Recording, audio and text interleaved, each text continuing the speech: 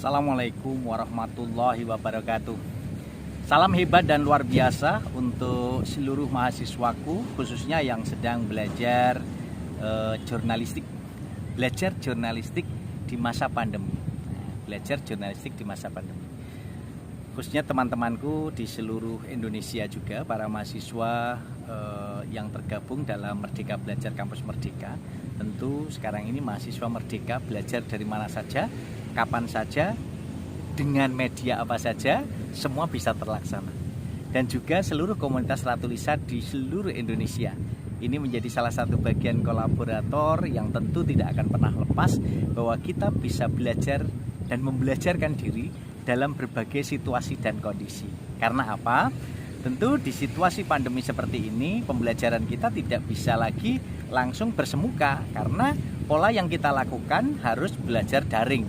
Entah medianya melalui channel YouTube, atau misalnya melalui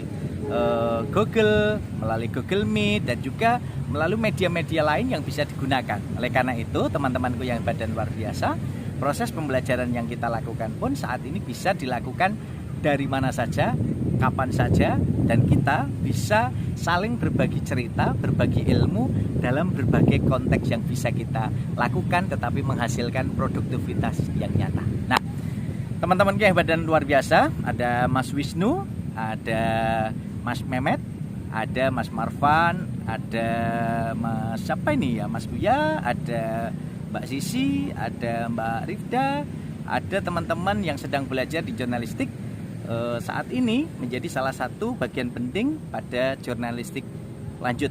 Nah, teman-teman yang hebat dan luar biasa, saya kira teman-teman pernah memahami dan juga membaca berbagai konteks teori yang sudah dilihat bagaimana menjadi seorang jurnalis, ya, menjadi seorang jurnalis.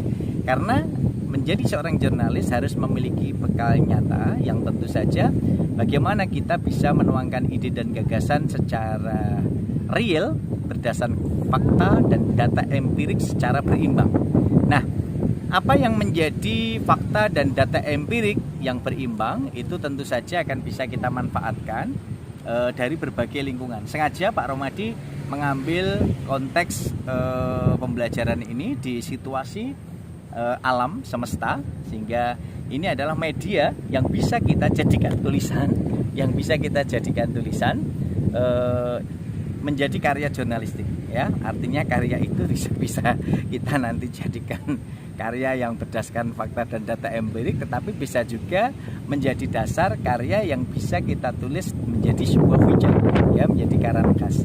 Nah, teman-temanku yang hebat dan luar biasa, Mas Wisnu dan kawan-kawan, dalam proses pembelajaran linguistik ini tentu harus kita pahami betul-betul satu, bagaimana pemahaman kita terhadap jurnalistik.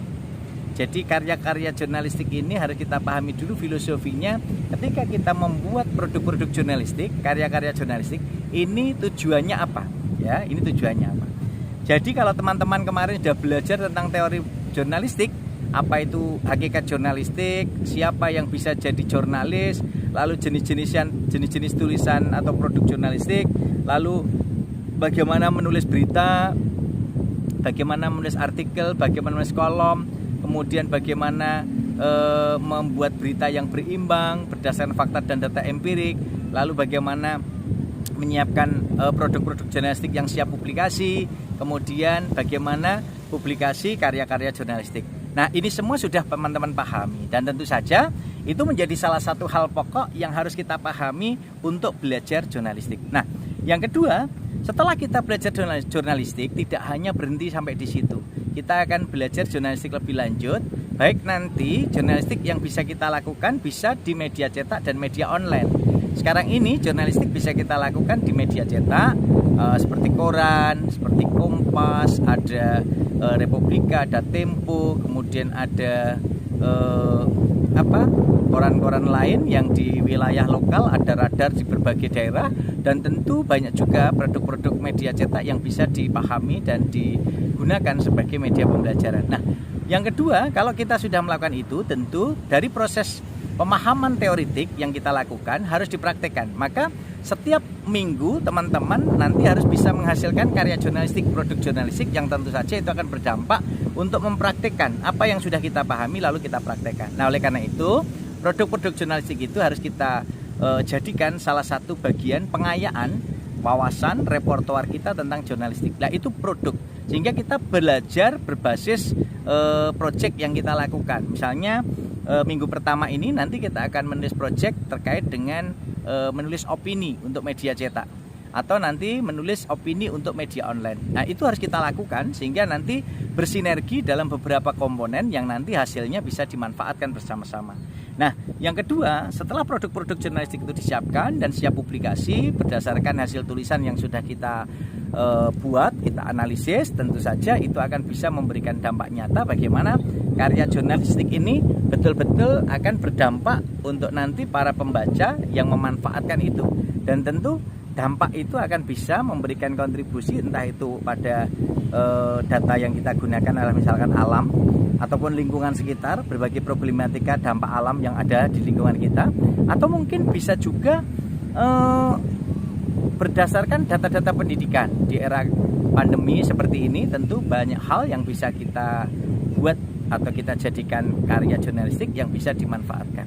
Oleh karena itu teman-temanku yang hebat dan luar biasa, pada proses pembelajaran jurnalistik yang akan kita lakukan ke depan untuk persiapan nanti dari hasil-hasil tulisan itu, lalu kita mempersiapkan magang jurnalistik. Nah, saat nanti teman-teman menyiapkan tempat magang, tentu harus dimulai bagaimana identifikasi tempat magang yang tentu mudah terjangkau dan posisinya ada jalinan kerjasama antara lembaga kita, prodi kita dengan media jurnalistik atau online tersebut. Kemudian yang ketiga, bagaimana kita bisa berkomunikasi dengan pengelola media cetak maupun media online tersebut, lalu kita bisa mengajukan prosedur untuk pengajuan surat permohonan sampai nanti di-approve, disetujui, lalu kita magang. Dan dari proses magang itu ada pendampingan yang tentu saja bisa dilakukan dari semua sisi, dari semua pihak. Nah, teman-temanku yang hebat dan luar biasa, nanti Mas Wisnu dan kawan-kawan, Kak Uya dan juga Mbak Sisi dan juga Mas siapa itu, Ridwan, Mas Marvan, itu semua nanti bisa saling berkolaborasi, bekerjasama, saling berbagi cerita bagaimana bisa dikomunikasikan. Dan tentu saja nanti Mas Wisnu dan kawan-kawan bisa berkomunikasi dengan kakak kelasnya dulu yang magang di mana, tentu bisa kita telusuri dan nanti kita akan lakukan pendampingan sampai akhirnya bisa memberikan kontribusi nyata dari hasil magang itu, menghasilkan jalinan kerjasama dan menghasilkan produk-produk jurnalistik yang bisa kita karyakan. Jadi teman-teman yang hebat dan luar biasa, pada pertemuan kita hari ini belajar dan membelajarkan jurnalistik, ini menjadi salah satu bagian penting yang tentu saja kita bisa manfaatkan pada hasil produk-produk jurnalistik yang tentu bisa dimanfaatkan untuk semua pihak. Teman-teman yang hebat dan luar biasa, awal yang harus kita lakukan adalah bagaimana kita melakukan 5B, bersilaturahmi, berkomunikasi, berkolaborasi, beraksi, dan berliterasi dengan Ratu Lisa, rajin menulis dan membaca.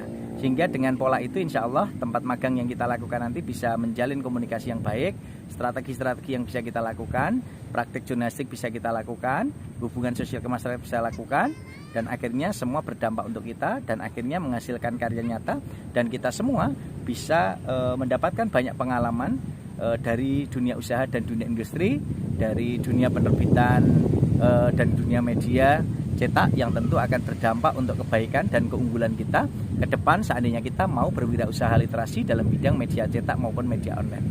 Saya kira itu sementara di pertemuan kita belajar jurnalistik yang tentu saja akan berdampak ke depan untuk pertemuan-pertemuan selanjutnya. Selamat berkarya, selamat berjuang. Hari ini jadikan media terbaik dan mulailah untuk belajar menulis produk-produk jurnalistik yang tentu akan berdampak untuk kita semua ke depan. Sehingga pesan Pak Romadi, doa Pak Romadi, semoga kalian semua menjadi penulis-penulis yang hebat dan bermanfaat, menjadi penulis-penulis jati yang selalu motivasi, penulis-penulis bermartabat yang maslahat untuk umat. Dan ini semua tidak lepas dari upaya kita untuk terus berliterasi dengan Ratu Lisa, rajin menulis dan membaca untuk menyambung berbagai hal dalam komunikasi kita. Tentu kunjungi website dari arfusratulisa.id, kemudian juga kanal YouTube M. Rohmadi Ratulisa. Insya Allah akan selalu memberikan kontribusi yang bisa dimanfaatkan bersama-sama. Salam hebat dan luar biasa bersama saya Muhammad Rohmadi Ratulisa.